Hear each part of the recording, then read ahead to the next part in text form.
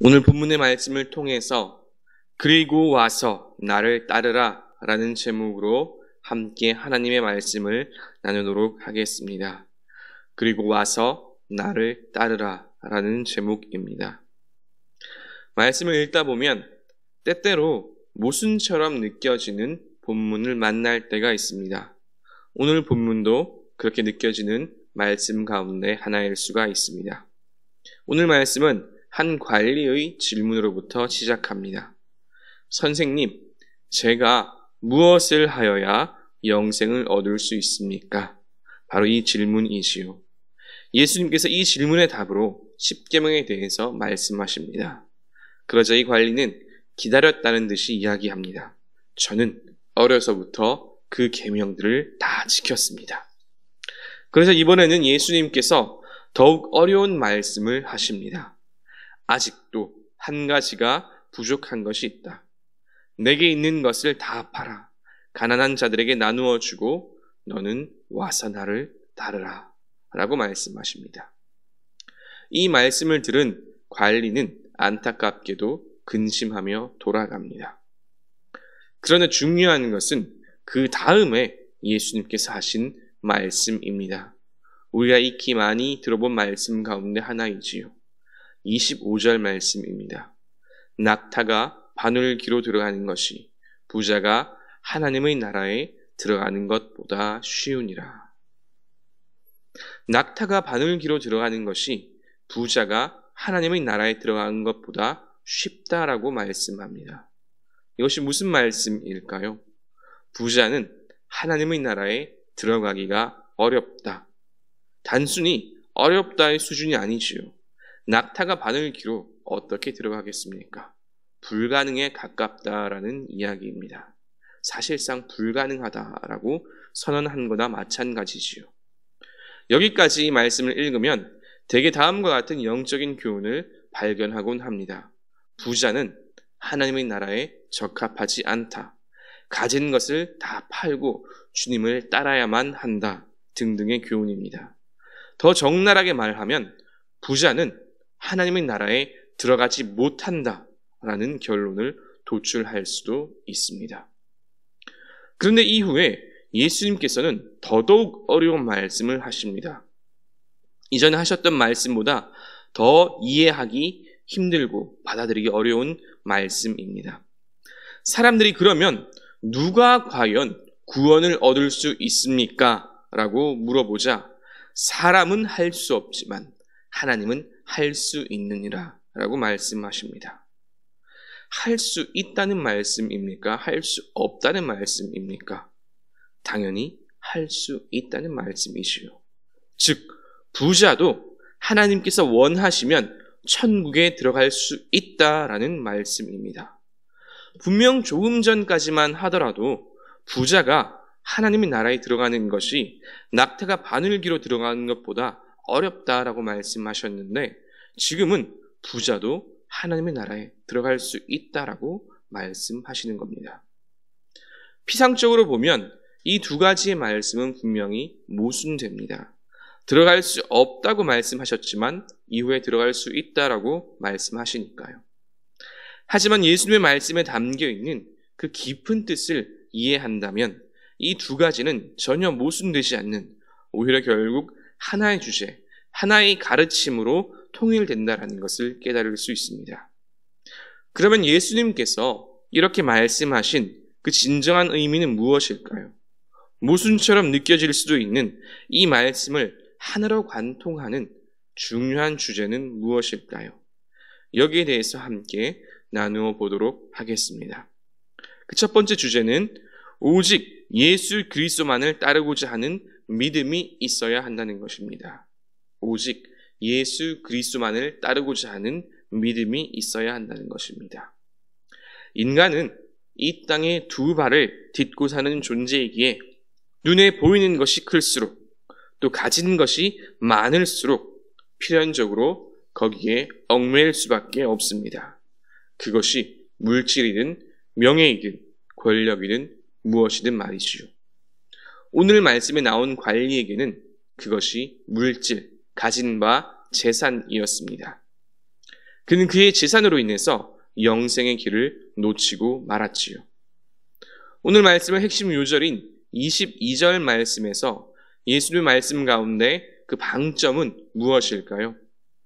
그것은 그리고 와서 나를 따르라 라는 말씀입니다. 가진 재산을 팔고 가난한 자들에게 그것을 나누어 주는 것 아주 중요합니다. 내가 가진 것을 내려놓는 것도 참으로 중요하지요.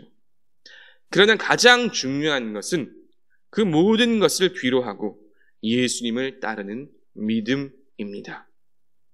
관리는 영생의 길을 예수님께 물었고 예수님은 그 길을 알려주셨습니다. 하지만 그는 그 영생의 길을 택하지 못했지요. 왜 그토록 찾던 영생의 길을 찾았음에도 불구하고 그 길을 걷지 못했을까요? 관리는 그가 가진 자신의 재산에 속박되고 얽매여 있었기 때문입니다. 예수님은 이 관리를 얽매는 것이 그의 재산, 그의 가진 물질임을 아셨습니다. 그랬기에 주님은 그에게 가진 재산을 다 팔아 가난한 자들에게 나누어 주라고 말씀하신 것입니다. 그에게는 그것이 재산이었을 뿐입니다. 그것이 어떤 사람에게는 명예일 수도, 어떤 사람에게는 권력일 수도, 어떤 사람에게는 건강일 수도, 어떤 사람은 가족이고 어떤 사람은 관계일 수도 있습니다. 다르지 않습니다. 관건은 나를 얽매고 있는 그것을 버리고 진정으로 주님을 따를 수 있는 믿음이 있는가입니다. 사랑하는 성도 여러분, 우리는 어떻습니까? 나를 속박하고 내가 얽매여 있는 것은 무엇입니까? 재산입니까? 명예입니까? 혹은 가족이나 건강입니까? 그것을 뒤로 하고 오직 주님만을 바라보고 따르는 저와 여러분 되시기를 주님의 이름으로 축복합니다. 두 번째 주제는 그리스도를 믿는 자에게 오직 은혜로 구원을 베풀어 주신다는 것입니다. 하나님은 그리스도를 믿는 자들에게 오직 은혜로 구원을 베풀어 주십니다. 핵심 키워드는 믿음과 은혜입니다. 믿는 자에게 은혜로 구원을 주시는 것이지요. 대부분의 사람들은 어떤 한 사람의 가진 바 혹은 그가 행한 바에 주목합니다. 그가 십계명을 잘 지켰는가 혹은 아닌가, 또는 그는 부자인가 아닌가, 심지어 그가 가난한 자들을 위해서 자신의 것을 팔아 나누어 주었는가 혹은 그렇지 않은가, 여기에 집중합니다. 그래서 그가 어떤 사람이 십계명을 잘 지키고 가난한 자들을 위해서 자신의 재산을 나누어 주었다라고 한다면 그 사람을 일컬어 선하다라고 말합니다. 그 반대라면 악하다라고 이야기하겠지요. 그리고 그렇게 선한 행동을 할 때 하나님의 은혜를 입을 수 있고 나아가 영생의 복락도 누릴 것이라고 은연중에 생각합니다. 실제로 예수님 당시의 유대인들은 누군가가 많은 재산, 그리고 많은 가족, 많은 자녀를 가지고 있다면 그것은 하나님께 복받은 증거다라고 생각하였습니다. 다르게 말하면 누군가의 재산과 또 그 자녀가 많으면 많을수록 그는 하나님의 복을 받은 사람이다라고 여겼지요. 그리고 그 많은 재산과 자녀는 그 사람의 믿음을 보는 하나의 기준이 되었습니다. 즉, 그가 하나님을 잘 믿었으니까 하나님께서 이렇게 많은 복을 주신 것 아니냐라고 생각을 하는 것입니다.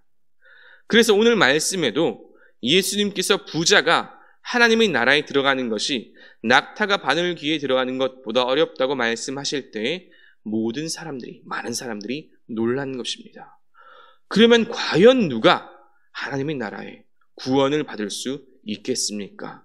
라고 사람들이 물어보는 것입니다. 이렇게 물어보는 것은, 이 말은 이렇게 하나님의 복을 많이 받은 사람, 즉 하나님을 잘 섬겨서 하나님의 복을 이렇게 많이 받은 사람도 천국에 들어갈 수 없는데, 못 들어가는데 과연 누가 천국에 들어갈 수 있겠습니까? 라고 물어보는 것이지요.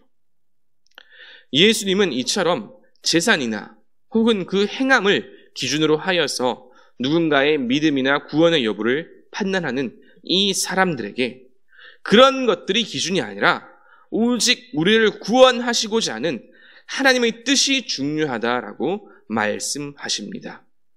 그리고 성경은 이 구원에 관한 하나님의 뜻은 오직 예수 그리스도를 믿는 믿음에만 있다고 분명히 선포합니다. 로마서 10장 9절 말씀, 내가 만일 내 입으로 예수를 주로 시인하며 또 하나님께서 그를 죽은 자 가운데서 살리신 것을 내 마음에 믿으면 구원을 얻으리라. 사도행전 4장 12절 말씀, 다른 이로서는 구원을 받을 수 없나니 천하 사람 중에 구원을 받을 만한 다른 이름을 우리에게 주신 일이 없음이라. 요한복음 11장 25절 26절, 예수께서 이르시되 나는 부활이요 생명이니 나를 믿는 자는 죽어도 살겠고 무릇 살아서 나를 믿는 자는 영원히 죽지 아니하리니 내가 이것을 믿느냐. 사랑하는 성도 여러분, 오직 예수 그리스도를 믿는 그 믿음으로만 구원받는 줄 믿으시길 바랍니다. 행함도 아니고 재산도 아니고 오직 믿음입니다. 만약에 오늘 말씀이 나온 이 관리가 예수님을 믿지도 않으면서 그가 가진 재물을 다 팔아 가난한 자들에게 나누어 주었다고 해봅시다. 만약입니다.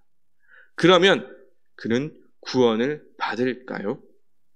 그렇지 않겠지요. 구원받지 못합니다. 예수를 믿지 않는 상황에서는, 그런 상태에서는 그가 아무리 아름답고 좋은 선행을 한다 할지라도 예수 그리스도를 믿지 않는다면 그는 절대로 구원을 받지 못합니다. 예수 그리스도를 믿고 구주로 신할 때만 우리는 구원을 받을 수가 있습니다.